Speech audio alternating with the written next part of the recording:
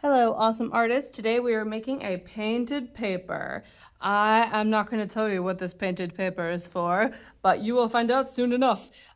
So take a peek. I've got two sides to my painted paper. I've got a sort of tie-dye side, then I've got a pattern side. So let's get started. First thing I'm going to do when I get my piece of paper, make sure there's a messy mat underneath it, and I'm going to write my name on the back.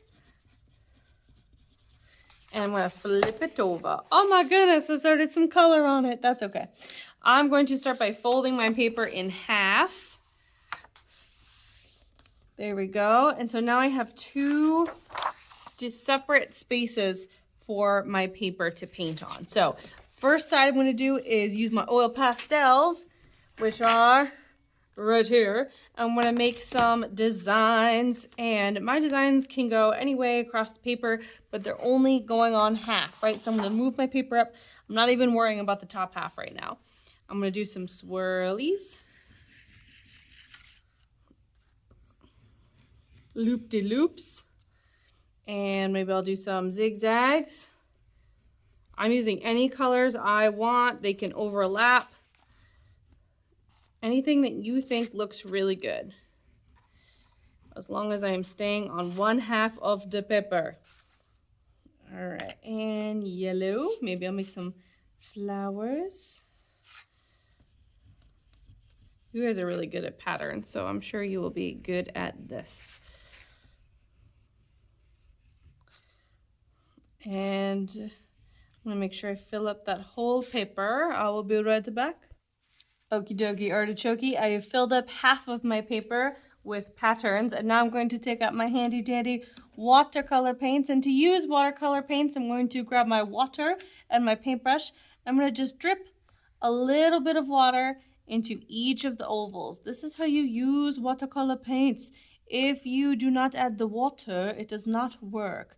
I have seen so many little kids try to shove a dry brush into the dry paint, and it doesn't work. So make sure you are dripping a little bit of water into each oval. I skipped the black one. I don't want black today, and that's fine. You can decide what colors you want to use. And now it is nice and juicy, so I can go ahead and add my paint right on top. And I'm going to paint this whole thing. And notice how the watercolor paint doesn't stick to the oil pastels. I love that about watercolor paint and oil pastels. They do not stick on top of each other. If you are noticing your paint is sticking on top of your oil pastels, blah, blah, blah, I can't talk. If your paint is sticking and covering up your oil pastels, that means your paint is too thick and you need to give your paintbrush a drink. It means you need to jump back into that water and add more water in your paint or on your paintbrush. All right, so you see I'm being very careful to stay on this side of the paper. I'm not going over there. No, not yet. So you're going to paint this whole side first, and then we're going to flip it around. Okie dokie, I have painted the other side. So now I'm going to paint this side. Now this side's going to be more tie-dye. So I'm going to just add color. Maybe I'm going to add blue here because I already have some blue happening. I'm going to just paint this whole thing and really fill it up with lots and lots and lots of color. And I don't want any white spaces showing. No. Once I've filled up my paper, I then can add a special secret technique. Maybe you've heard of this before, maybe you haven't, but I'm going to show you what it is. So let's imagine, ta-da, Miss Marco has painted her whole paper. Yes, she has. Now, she's going to take a little bit of this stuff. Salt? I wonder why. I'm going to give you a little bit of salt when you're ready, not beforehand.